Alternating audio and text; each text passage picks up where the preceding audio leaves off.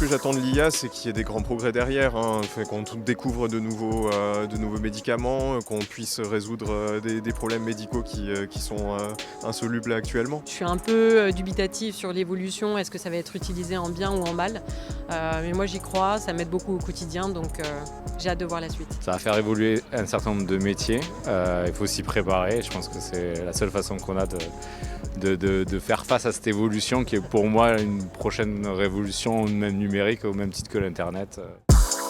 Bienvenue dans La Machine à retrouver le temps, le podcast de l'IA au quotidien par Intel. Quel avenir l'intelligence artificielle nous réserve-t-elle au juste devant la tornade d'innovation, de nouvelles applications, de nouveaux services qui émergent presque quotidiennement ces jours-ci? Difficile d'imaginer à quoi ressemblera l'avenir quand le présent a déjà par certains côtés des accents de science-fiction. Bonjour Adel Chaibi. Bonjour Cédric. Merci d'avoir accepté notre invitation. Vous êtes ingénieur en logiciel, en IA chez Intel. Alors, je viens de le dire en introduction, on voit à quel point l'innovation non seulement a atteint des niveaux qu'on croyait réservé à la science-fiction il y a encore 10 ou 20 ans, mais surtout s'accélère autour des usages de l'intelligence artificielle, et à quel point ces usages arrivent de manière presque transparente dans notre quotidien. En fait, la question que je me pose, c'est de savoir à quel moment de l'histoire on se trouve. Si on prend un parallèle, prenons par exemple le parallèle des télécommunications. Est-ce qu'on en est encore, j'ai envie de dire, dans la timeline de l'innovation? Est-ce qu'on en est encore à l'ère du télégraphe? Est-ce qu'on est à l'ère du téléphone? Ou est-ce qu'on est déjà à l'ère du smartphone et de l'Internet? On est au début d'un point de vue applicatif et pas d'un point de vue théorique. On a eu une première vague de l'intelligence artificielle qui était basée sur les systèmes d'experts où on encodait la logique de l'intelligence à travers des algorithmes. C'est-à-dire qu'on avait des algorithmes qui permettaient d'apprendre quand on les utilisait. C'est exactement, c'est-à-dire qu'on avait des algorithmes qui encodaient l'intelligence et c'était assez complexe de pouvoir encoder toutes les possibilités. C'est ce qu'on appelait les systèmes experts dans Exactement, les années 90. Exactement. Ensuite, la théorie a avancé et puis c'est l'émergence de la capacité de calcul, et en particulier du matériel et du hardware, qui a permis par la suite de connaître la vague qu'on connaît aujourd'hui, puisqu'on a eu par la suite une génération de données assez conséquente et qui est à la base de ce qu'on appelle aujourd'hui l'IA et plus particulièrement l'apprentissage profond. Quand je regarde par exemple le petit PC IA que j'ai devant moi, qui a sa petite puce, son petit NPU, son petit processeur neuronal, c'est lui qui est en fait l'un des déclencheurs d'un usage qu'on avait déjà prévu depuis longtemps, parce qu'en fait ce que vous me dites, c'est que les principes logiciels qui existent derrière, eux, ils existaient depuis longtemps, ils attendaient juste que la technologie arrive à l'échelle suffisante pour pouvoir la démocratiser. Les usages d'un point de vue algorithmique évoluent, ils évoluent en tout cas d'un point de vue ingénierie pure extrêmement vite. Et il y a toujours cet aller-retour entre le logiciel et le matériel et vice-versa. Et le NPU représente exactement cet aspect-là. Aujourd'hui, on sait qu'il y a un besoin d'accélérer les réseaux de neurones et donc on crée des architectures qui sont dédiées. C'est parce qu'il y a un besoin. Et donc, on réagit assez rapidement pour pouvoir accélérer et faire en sorte que ça puisse tourner sur un simple PC. On le voit, on n'est pas sur une projection linéaire de l'innovation. D'ailleurs, c'est presque le propre de l'innovation d'avoir des inflexions. Et on est encore dans un temps où les inflexions sont possibles. On l'a vu il y a quelques semaines quand est sorti DeepSeek, ce modèle chinois que personne n'attendait, sorti un peu par surprise, qui concurrence en termes de performance et de capacité certains des géants du secteur, avec un modèle présenté comme bien moins coûteux et surtout un modèle qui est open source, dont le code est ouvert, dont chacun peut reprendre les éléments pour les adapter à son propre usage. Ça, c'est des vrais points d'inflexion dans la marge de l'innovation. C'est très important, la partie ouverte et le fait de fournir le modèle et la façon dont le modèle a été entraîné accélère et de beaucoup l'innovation. Pour une raison très simple, c'est que des personnes qui viennent d'horizons divers avec des compétences différentes vont pouvoir s'accaparer de cette technologie et de l'optimiser. Dans le cas de DeepSeek, c'est le cas. Donc, on peut voir des gens qui sont spécialisés ou qui ont connaissance du calcul temps réel ou des problématiques à laquelle ils ont fait face. Et donc, le fait d'ouvrir permet cette innovation qui vient un peu de partout, de manière un peu disparate et non linéaire comme on pourrait le croire. Ce que ça change aussi, c'est qu'à partir du moment où c'est ouvert, ça veut dire qu'on peut choisir les conditions et où on fait tourner ces modèles. En clair, ça veut dire que DeepSeek, on peut le faire tourner sur un petit PC comme je l'ai devant moi, parce qu'il a un NPU, parce qu'il a une puce neuronale.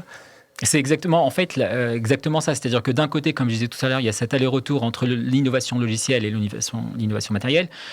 En plus, le fait d'avoir ces modèles ouverts permet non seulement d'avoir des modèles de plus en plus petits et de plus en plus puissants, et c'est ce qui permet par la suite de faire tourner ces modèles sur un PC en utilisant le CPU, le NPU et aussi le GPU avec une forme de mémoire unifiée qui est un peu un enjeu très important. On va revenir sur la mémoire.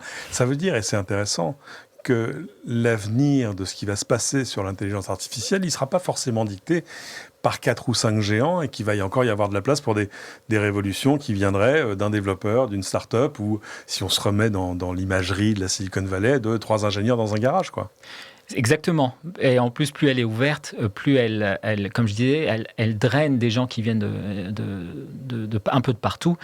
Mais il y a aussi un côté très mystérieux avec l'IA, puisqu'elle crée des ruptures technologiques assez importantes. Et donc, des nouveaux acteurs peuvent naître à tout moment. D'autres peuvent disparaître aussi, que ce soit dans le soft ou dans le logiciel, ou autre. Et donc, c'est une technologie très, très... qui perturbe beaucoup et qui va permettre d'avoir des usages de plus en plus impressionnants et d'innovation qui n'a presque pas de limite. On dirait qu'elle est disruptive, si le mot n'était pas galvaudé. C'est le mot qui est utilisé le plus souvent, oui. Quel rôle est-ce qu'Intel se voit tenir dans tout cet écosystème, dans toutes ces révolutions successives ? On est à la base de ce genre de technologie. Intel construit des briques matérielles qui sont à la base de la construction de ces centres de calcul, qui derrière donnent toutes les données qu'on a aujourd'hui via Internet. Et ces mêmes données-là, ensuite, sont utilisées pour entraîner ces modèles, puisqu'on a des modèles qui sont sur la base des statistiques, si je schématise un petit peu.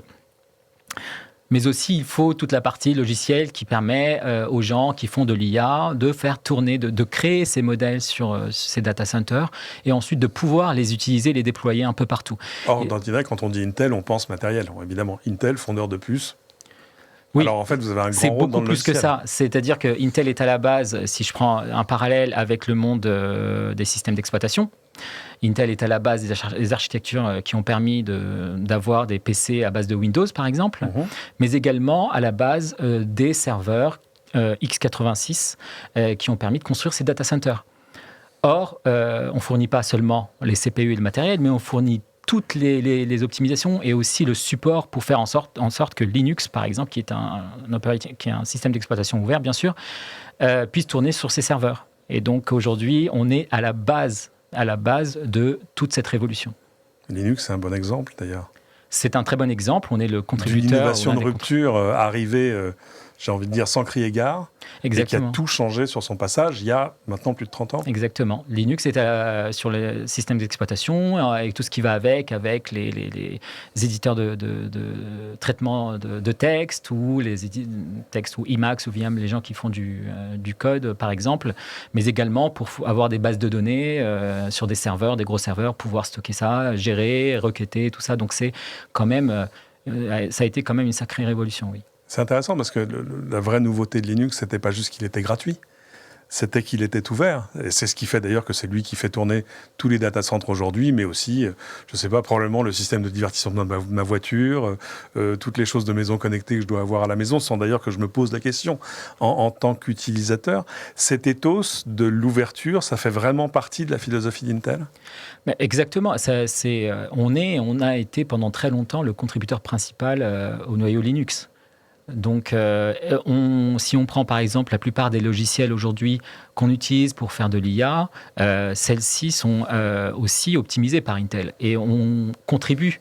C'est-à-dire qu'on pousse du code pour faire en sorte que non seulement ça tourne sur du matériel Intel, mais aussi pour que ce soit optimisé. Et tout ça de manière, j'allais dire, peu visible, puisque l'utilisateur final utilise un logiciel pour faire de l'IA. Or, il y a un travail d'ingénierie du côté Intel qui est extraordinaire. On a la conjonction de deux choses. Tout à coup, on a des puces qui nous permettent de faire tourner des modèles d'IA sur son PC à soi.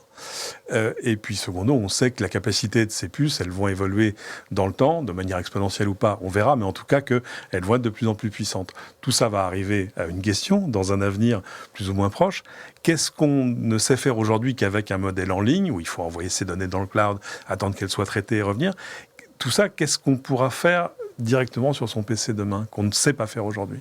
Alors, par exemple, tout ce qui est créativité, par exemple, les outils qui permettent de faire de la création, générer des vidéos et autres. Il est possible aujourd'hui de le faire sur un PC, avec l'accélération et l'amélioration des PC et des prochaines générations également de CPU, de NPU, et l'apport de la communauté open source en termes d'optimisation de ces modèles et de leur capacité à être de plus en plus performants. On peut s'attendre à ce que des usages tels que la génération de vidéos se fassent de plus en plus localement. On verra par la suite, certaines applications resteront probablement sur la partie data center, mais il y aura de plus en plus de cas d'usage qu'on connaît aujourd'hui, mais qui seront de plus en plus performants, en plus de nouveaux cas d'usage qui sont encore à définir.